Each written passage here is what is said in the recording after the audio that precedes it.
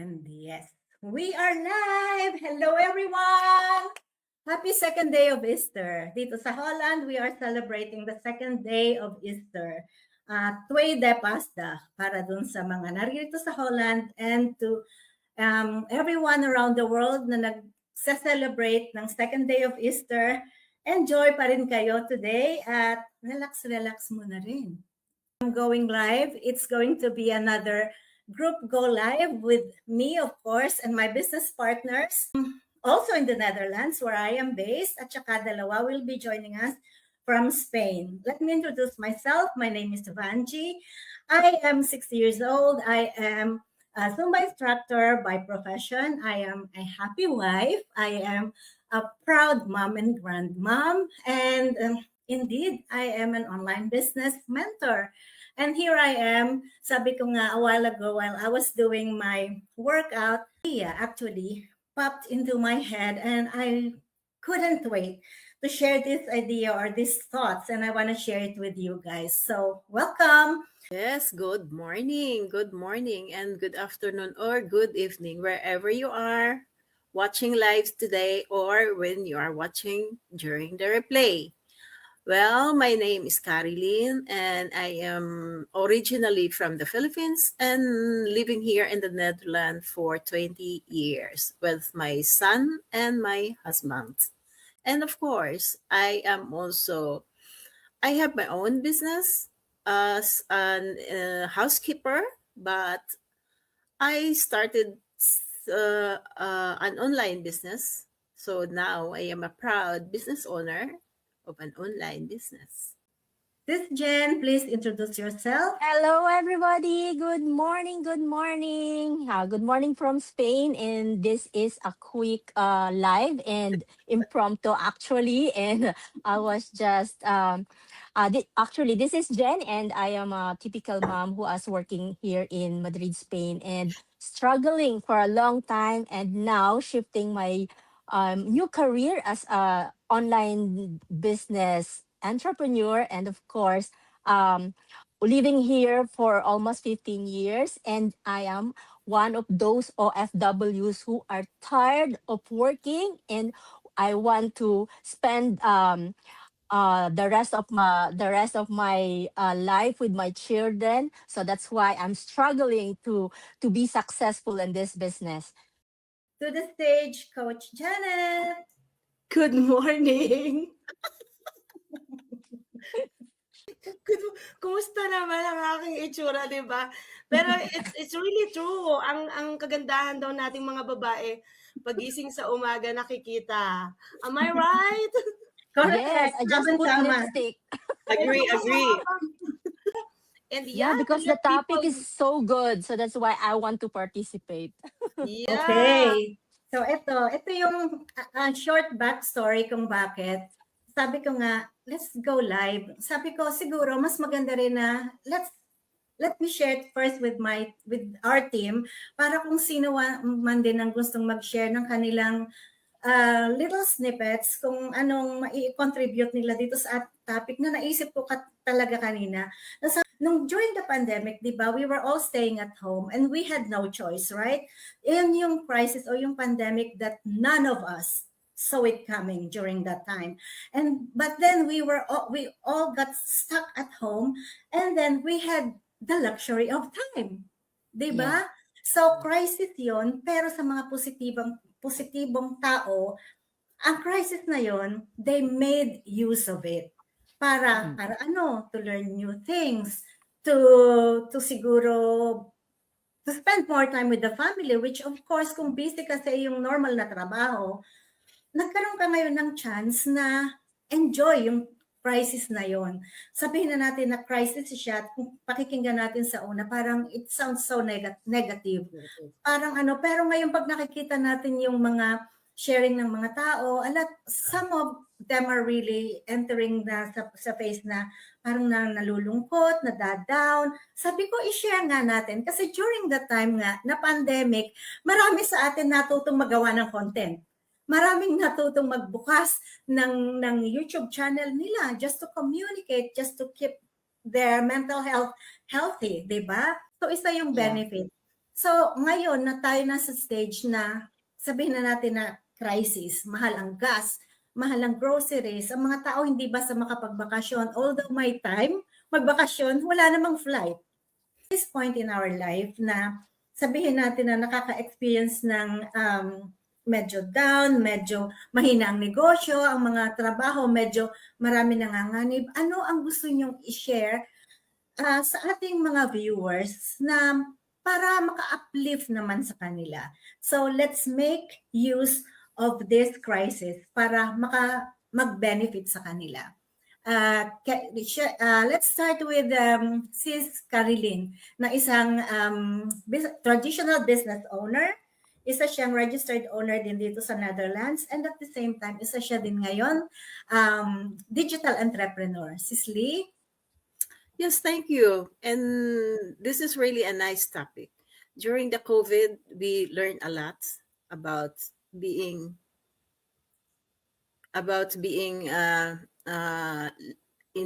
stuck inside. Let's keep positive. There's always a saying that always in every action there is always a positive reaction. So instead of being stuck, try to use the crisis. Try to learn something new. Start something new. Tell yourself that no, this is not the end of the world. Because instead of being stuck, try to wake up. That maybe this is the sign that you need to learn something new. Having said that, Sis Lee, siguro yung sabi nga natin na learn something new, it doesn't guarantee that what you are learning now, you will deliver an instant effect, right? What we're trying to say is, if we start something now, we will never know how long we will see the positive effect of what we are going to learn now. But the beauty is, as long as we start something, at least we know that we have planted something. And okay, thanks, Sis Lee. And now I want to ask Sis Jen, what are your thoughts ngayon na a lot of people we know are actually, experiencing the crisis as we know it? Yeah, none of us are, we are not signing to experience the crisis, but all of us can experience, no, in different forms, in personal, financial, or even physical. So what I've learned is my thoughts is about this is you should prepare, or because a crisis nagdadala siya sa atin ng clarity, and it makes learn how to persevere, and kailangan natin nagdadala rin siyang some lessons for our lives na maybe things can be avoidable if you are ready, like that COVID from the past for the past years na a lot of people are hindi tayo prepare, even me, but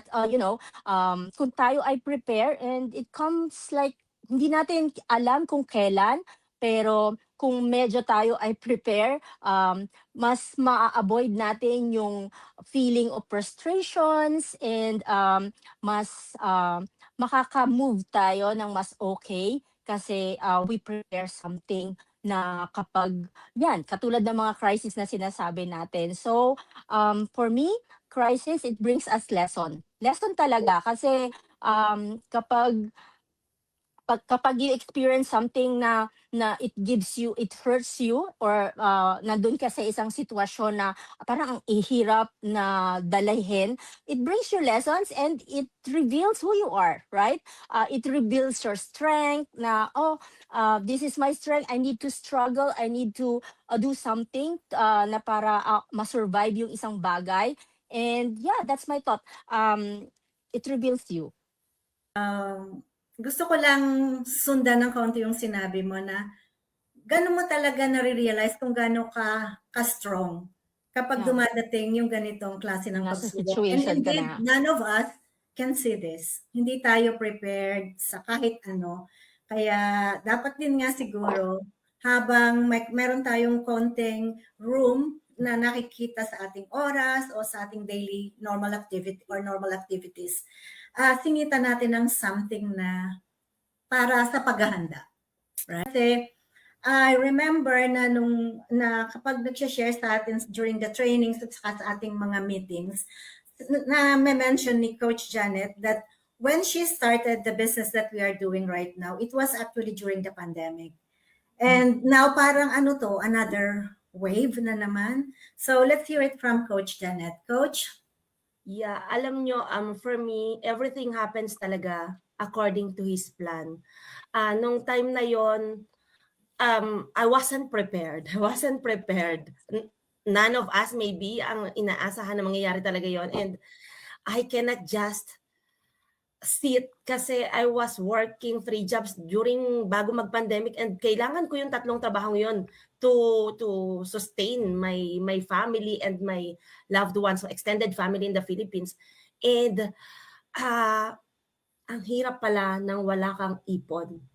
Ang hirap pala nang hindi ka nagtitira para sa sarili mo, na actually yung para sa sarili mo para sana sa emergency, 'di ba? So nung time na yon, na-realize ko na hindi pala pwedeng sa isang source of income lang kami nakaasa. Dahil unang-una, pwede akong matanggal sa trabaho, which yun yung nangyari. Binawasan yung oras ko. Gagawin lang na 4 hours. Paano ako mabubuhay sa 4 hours, di ba? Paano tayo mabubuhay ng ganon? So, parang kailangan lagi tayong may backup plan. And also, kapag may mga ganitong pangyayari na binibigay sa atin si Lord, it always open new doors para sa ibang opportunity. Sa ibang opportunity na ngayon, hindi ko sasabihin na salamat sa pandemic dahil ang daming nawalang buhay, ang daming pangit na nangyari. Pero masasabi ko na yung pandemic sa personal kong karanasan ay naging blessing sa akin dahil from struggles, ngayon mayroon akong time and financial freedom dahil binigyan ako ni Lord ng lakas ng loob na, anak, try mo to na kinatatakutan mo na ayaw mong gawin. Kasi ayoko talaga, hindi ako komportable, ayoko sa social media na katulad nito. Pero alam mo yun, and also yung crisis na yun, tinitest yung faith natin sa Kanya. At katulad na sinabi ni Sis Jen, nagre-reveal ng pagiging tayo.